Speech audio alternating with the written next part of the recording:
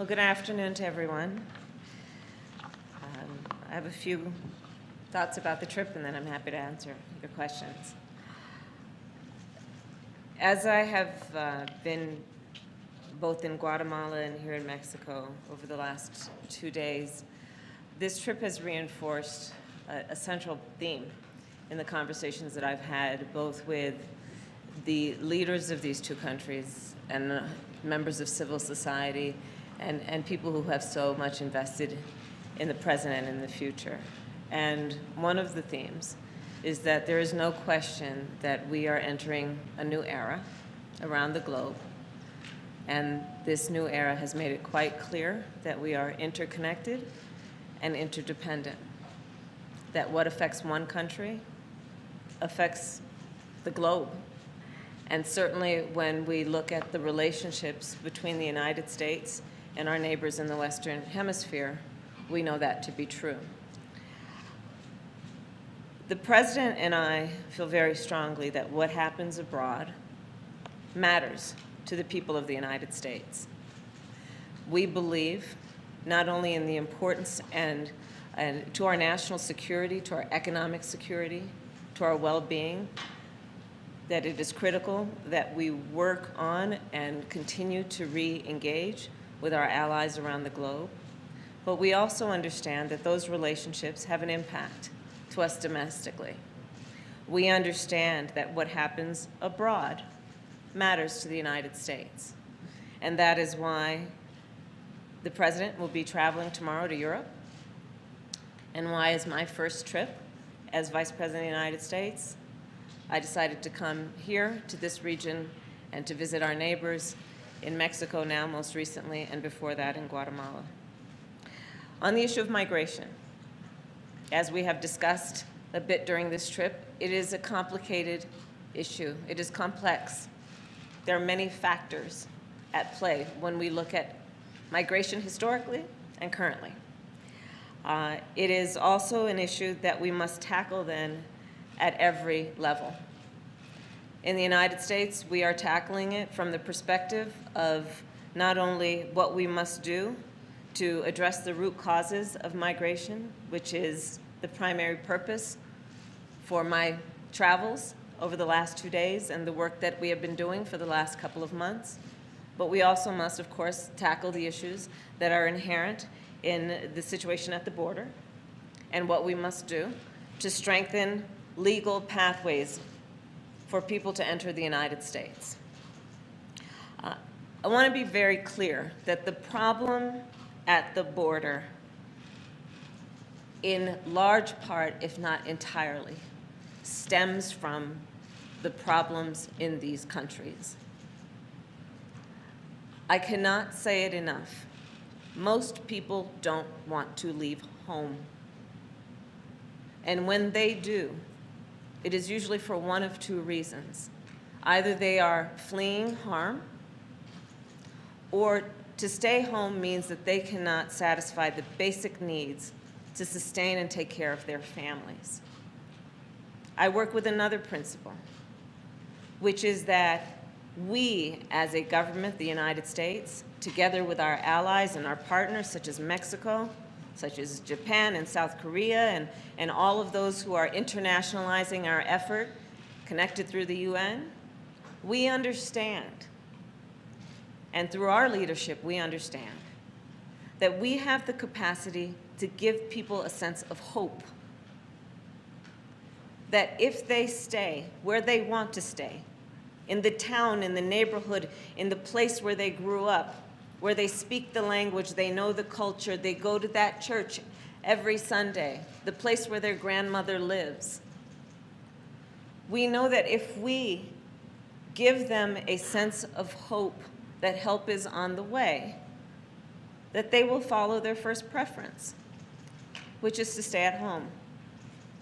During the course of this trip, I have met people from all walks of life. I've met, of course, with President Giammattei. I met with President López Obrador. I also met with members of civil society. I met with youth. I met with members of labor. I met with farmers. I met with young people who are creating things that are only imaginable in fiction, but they're making it a reality. And what I know to be clear is that if we are to address the issues that impact the southern border of the United States, and I've had a conversation with President Lopez Obrador about also the southern border of Mexico, we have to have the ability to address the root causes of why people leave. And we have to understand, if it is a priority to us to be concerned about what is happening at our border, then it must be a priority for us to understand why people leave. And the reality is that most people, when they leave, they don't want to leave, and most want to go back. So that is the spirit with which we approach these issues. I also believe that if you want to fix a problem, you have to go to where the problem exists. If you want to address the needs of a people, you must meet those people. You must spend time with those people. Because the only way we can actually fix the problem is to understand the problem. And that is another reason for this trip over the last couple of days, and for the work that we have been doing for the last couple of months, to meet with people who range from CEOs in some of the largest corporations of the United States about what they can do to participate in a public-private partnership to create economic resources and possibilities for people in this region.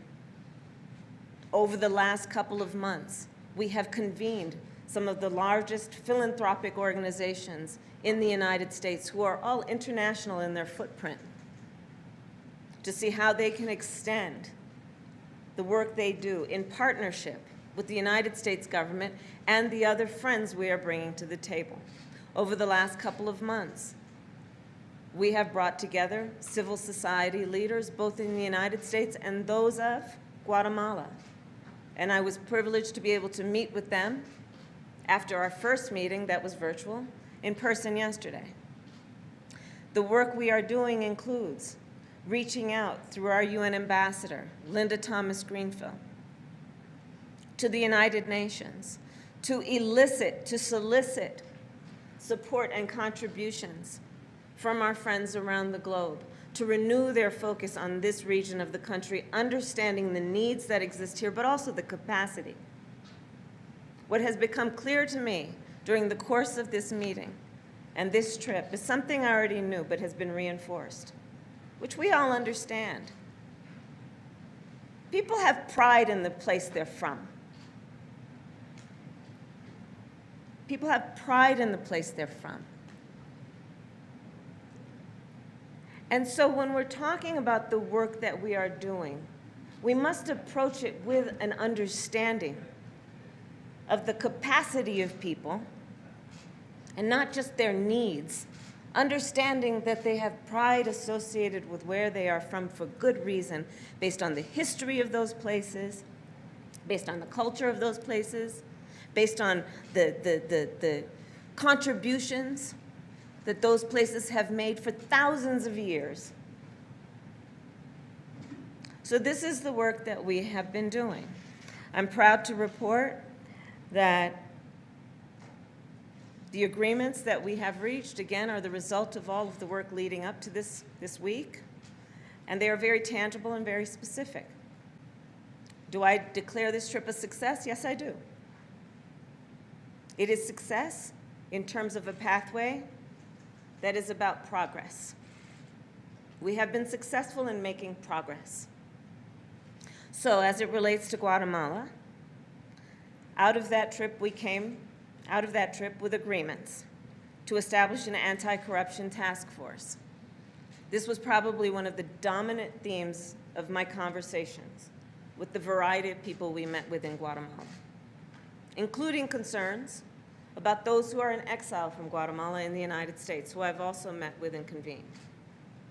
Out of the trip to Guatemala, We have an agreement to create a smuggling and trafficking task force. Again, one of the issues, not only there, but here in Mexico, and an issue I've worked on for a very long time in my career before I even reached the Senate, much less became vice president. The need to address the fact that there are some of our most vulnerable populations that are susceptible to abuse and susceptible to fraud and more horrible things as a result of the smuggling that we have been seeing.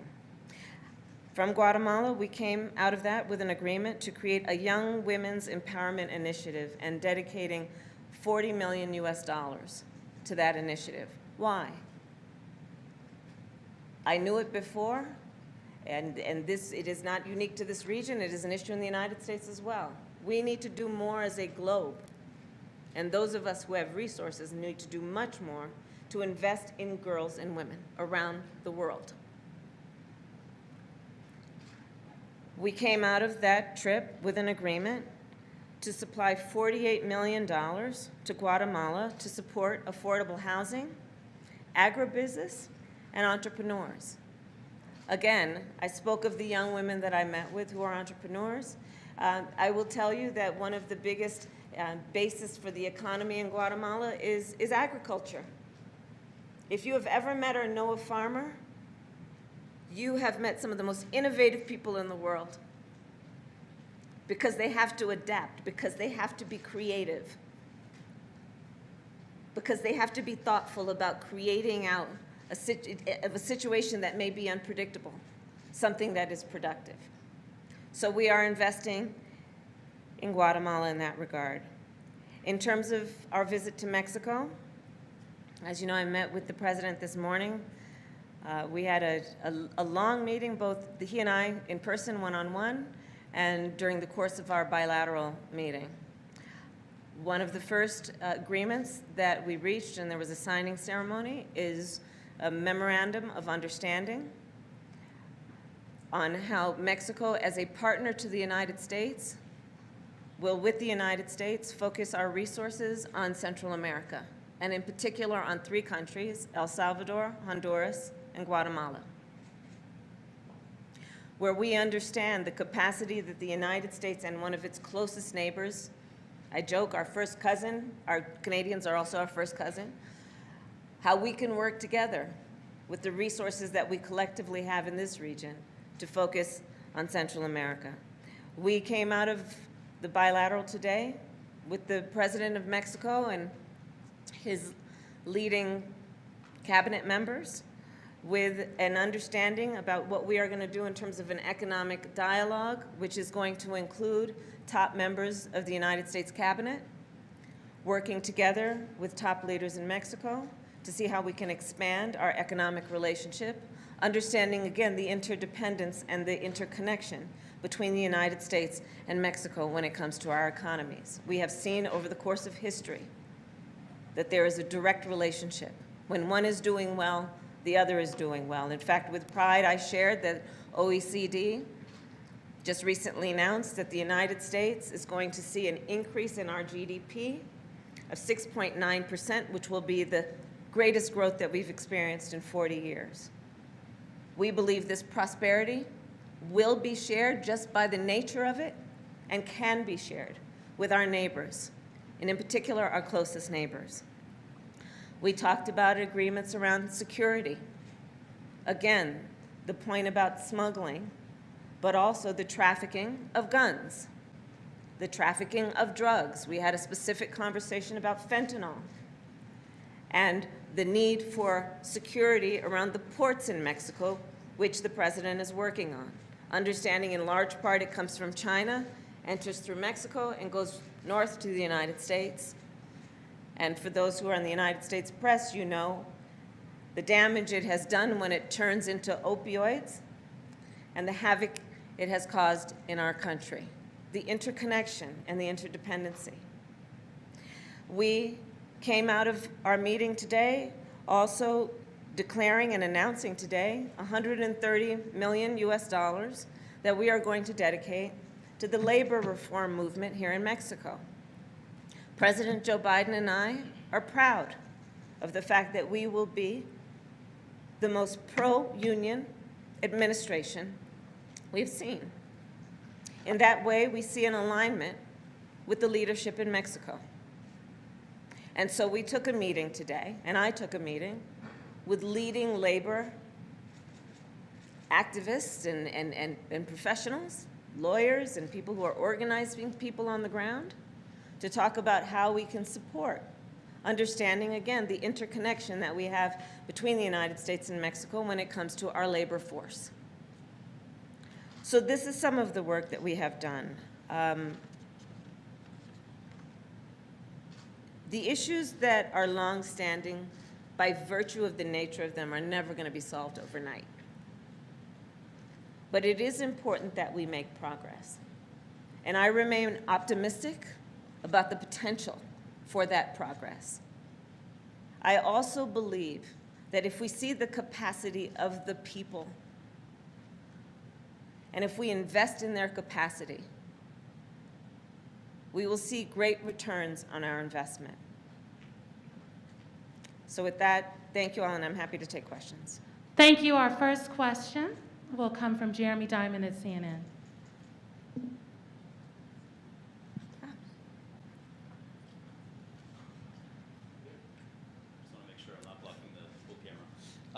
Madam Vice President, thank you so much. I have a foreign policy and a domestic policy question, Okay. but just to clear something up that's been, in the news for the last 24 hours or so. Okay. Can you commit right now that you will indeed visit the U.S.-Mexico border, and will you do it soon? Jeremy, let me tell you something. Yes, I will, and I have before. Listen, anybody, especially if you're from California, you know, I've spent a lot of time on the border, and both going there physically and aware of the issues. But the reality of it is that we need to prioritize what's happening at the border, and we have to prioritize why people are going to the border. And so let's talk about what's going on in the places that are causing the issue at the border. I think it's short-sighted for any of us who are in the business of problem solving to suggest we're only going to respond to the reaction as opposed to addressing the cause. And that's just a fact. If we want to, we all know that in our lives, in our personal lives. If you want to deal with the effects of a problem, then you have to go to the core of what is causing it. And so that is the approach we are taking. When the president asked me to deal with this issue, it was about addressing the root causes of migration. And the root causes are based on the problems and the challenges that people are facing in countries like Guatemala, which is why I was there and why I've spent time there. Thank you for that. You said repeatedly in Guatemala that you wanted to provide a message of hope. Yeah. But you also came with a warning. You said, do not come. And you warned that would-be migrants would be turned away at the border. Why did you feel it was important to relay that message while in Guatemala? And are you worried that it may have drowned out your message of hope? And then on the domestic policy front, Senator Joe Manchin has said that he opposes the For the People Act and that he, quote, will not vote to weaken or eliminate the filibuster. Given Senator Manchin's position on that and the current makeup of the Senate, what is your vehicle for moving forward on voting rights in Congress? And is it time for you to perhaps look outside of Congress for progress on that issue? Thank you. I know our capacity to give people hope in that region, in particular those 3 countries in Central America. And I have no question in my mind that the work that we have done, including the agreements that I've announced today, much less what will come of those agreements in terms of the work ahead, is going to have a very positive impact. It may not be evidenced overnight, but it will have a positive impact. When we look at what is happening in terms of the experience of people who are fleeing their home country, traveling through the entire country of Mexico to come to our border, it can be a very treacherous and dangerous trek.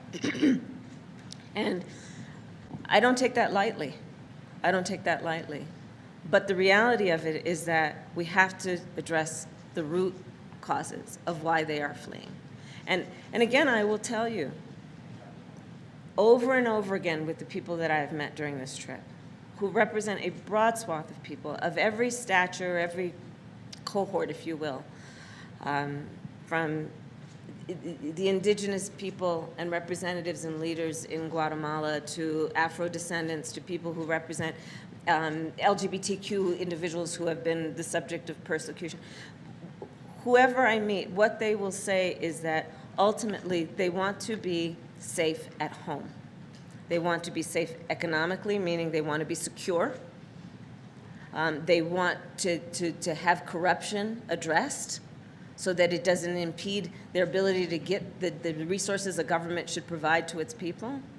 And so that's been the focus. On the issue of voting rights, the legislation is critically important. And we have been, as an administration, the president has been unambiguous that S1, the For the People Act, needs to be passed. The John Lewis Voting Rights Act needs to be passed. What we are seeing around the country are attempts to interfere with a fundamental right of the American people, which is a foundation of our democracy. And by the way, this is not even a bipartisan issue. From my perspective, it is nonpartisan. What they're trying to do, these efforts to suppress or make it more difficult for people to vote, will impact a wide variety of people, whoever they voted for in the last election. Early voting, vote by mail, drop boxes. Those boxes don't have a sign Democrat or Republican. So we're going to keep pushing for what we need to do to push back and to stop these efforts to suppress the vote and to infringe on the American people's right to vote. So there's the legislation. There is the work that we are doing and will continue to do of uplifting the issues so that we can make sure everyone is aware of what is happening. And that's about the bully pulpit. That's about elevating public discourse around the issue. We will, and the president has announced this in terms of executive orders, we're going to encourage folks to register to vote and continue to remind people that in this day and age, I spoke earlier about a new era. And the president talks about it all the time. Part of this new era is a debate that is occurring around the world about the relative strength or weakness of autocracies versus democracies. That's real.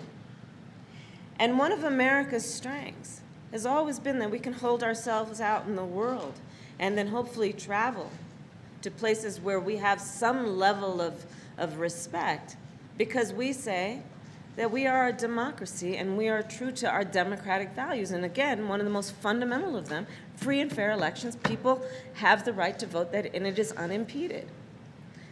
So there's a lot at stake on this issue that is about the legislation, but it is also about fundamental rights. And so we're not giving up. Thank you. Our next question will come from Tarini Party from the Wall Street Journal. Where are you, Simone? I'm in the back, ma'am. Okay. There you are. Oh. Vice President Harris, in your conversations on the Strip, have you made any commitments to expanding legal pathways for migrants, including work permits, or for asylum seekers to apply from their home countries? And related to that, did you come to any agreements with President López Obrador on Mexico taking back more asylum-seeking families who are turned away from the U.S. on the basis of Title 42? So we had discussions that were about the need, for example, to re-examine travel restrictions. And there was an announcement after my meeting with President López Obrador that you may be aware of, where we are setting up a working group to actually address that and figure out how we can move forward in that regard. There was a discussion about also what Mexico will do in terms of increasing its temporary work visas for people entering Mexico through its southern border. There were no promises made or any commitments, but we did have the discussion.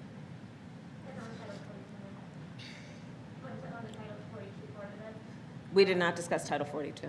Thank you. Our next question will come from Maria Fernanda at Univision.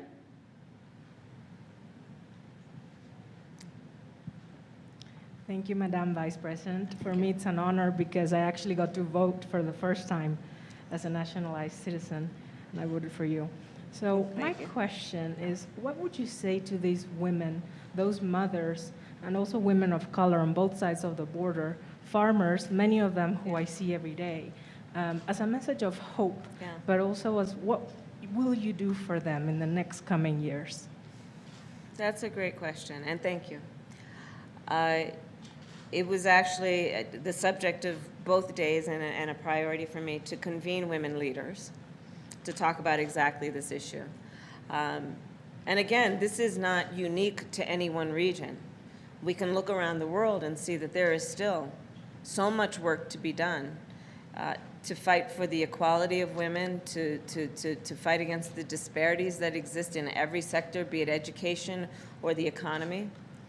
And to your point, to give people hope in the process of doing that. What we saw in Guatemala, for example, where and it actually was a theme, that is in the United States, in Guatemala and here, access to capital. Big issue. Are women given equal access to capital, to the financial resources they need to invest in their own entrepreneurship in a way that they can achieve economic health and success? It's an issue that we have discussed in the United States. In fact, I'm working on this as it relates to our CDFIs, our community banks. But it is an issue here as well. So the work that we are doing in terms of our young women empowerment, which, young women of every age in Guatemala, is about a number of things, including looking at the issue of access to capital. The conversations that I had there included that women, if they don't have collateral, were not given a loan, but because of certain customs and the way things work out, they may not have title to the collateral that otherwise would be the basis of the loan. There were discussions about the interest rates that are being charged. Here we talked, just in this room, with women entrepreneurs about a very similar issue and what we can do to also use technology to get direct relationships with these women and connect them with financing institutions. This is some of the work that I've been doing in convening the CEOs in the US, including folks like MasterCard and Microsoft, who are interested in growing the capacity in terms of their digital health of these women so that we can do online banking. It's called fintech, right? Financial in technology. I will also say that in my experience, having done this work for many years, there's a direct connection between that and what we see in terms of violence against women. So it is a fact that a woman will endure almost any abuse if it means making sure her children are fed and there's a roof over their head. And one of the best ways we can ensure that women have power and agency in those situations is to make sure they have economic independence, so they can make the choices about where they are, and they don't have to accept a false choice of either feeding their children or enduring abuse. And so when we look around the world, we know that that is true and that these issues are connected. And so let's see the interconnection, because part of the focus for us in this region is about violence. We talk about safety and security. Well, when we do that, let's also always remember the violence against women and children, and usually disproportionately so. And so there are many avenues through which we can address that, and economic empowerment is one of them. So thank you for that question. Our next question will come from Monica Alba at NBC. Thank you.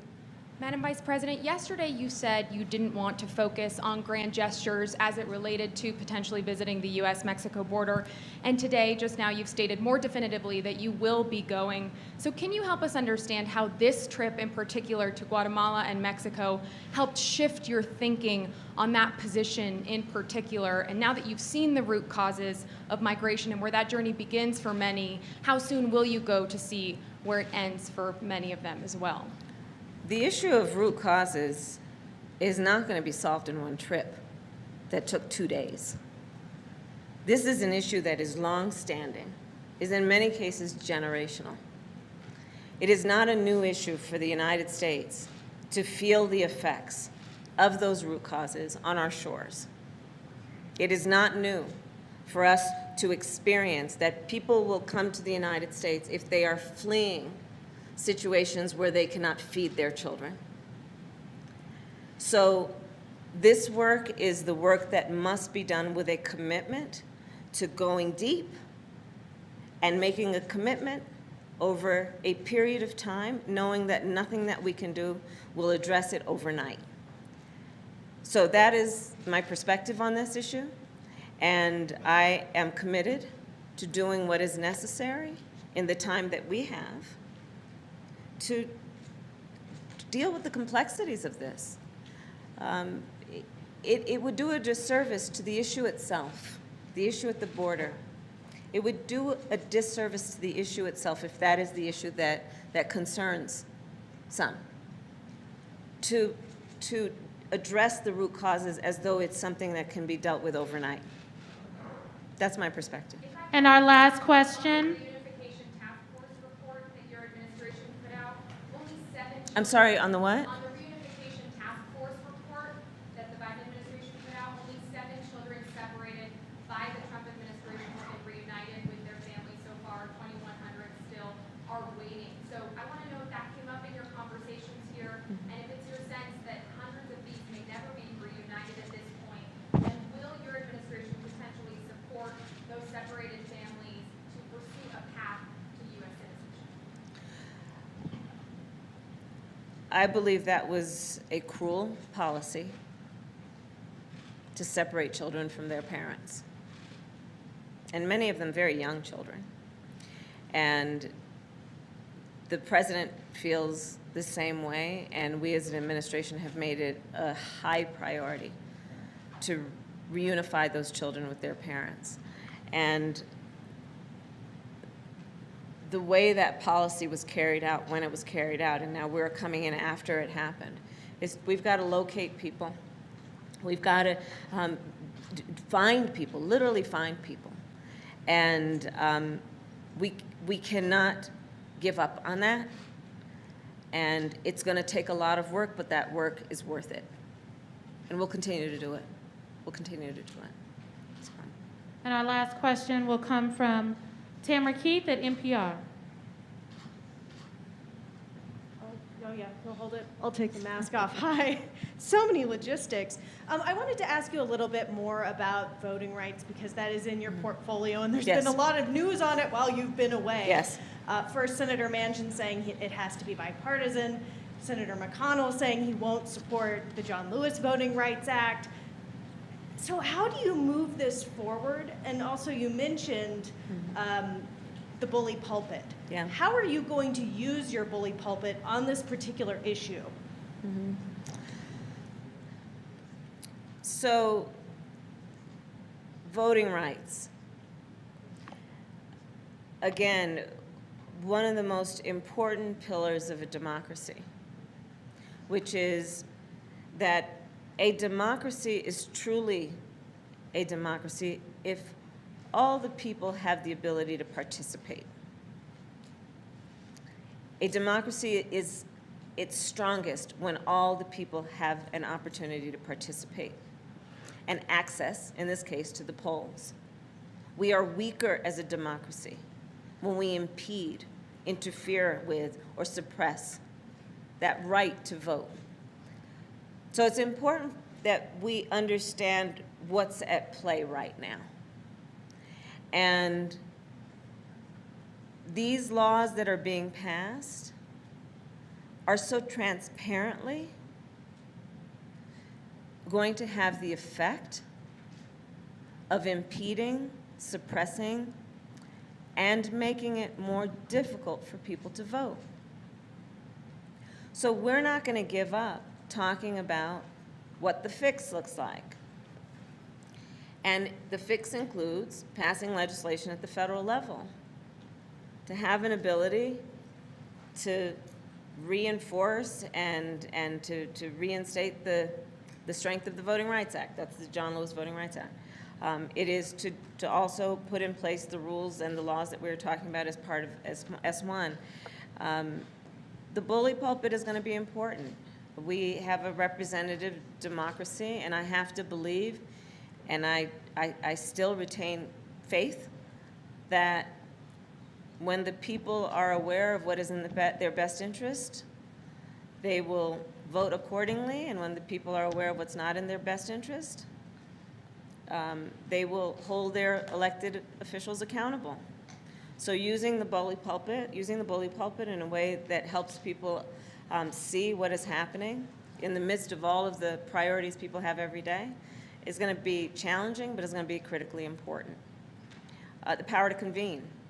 You know, there are folks who have been working on this for a long time. So yes, I most recently have taken a role of leadership for my administration, but I am acutely aware of the people who have been fighting this fight, you know, for generations, much less those who are current leaders and have been doing it for many years. So it's going to be about reinforcing the work that they have done, listening to them about what they believe is most effective in addressing the issue. There's a part of it that is grassroots, and it's going to be about organizing folks on the ground to make sure that people register to vote. We're going to have to be clear-eyed that if these laws continue to be passed, the fact is it's going to be more difficult for people to vote. And so we're going to have to try and, you know, let people know, hey, you may not have that drop box that you voted, that you used last election may not be there. There may not be any within any distance that you can travel. So these are the other options you have. All of those things are on the table. We have to. I mean, honestly, the bottom line on this is that if we don't stand up for our democracy, I mean, what do we have left worth fighting for? Seriously.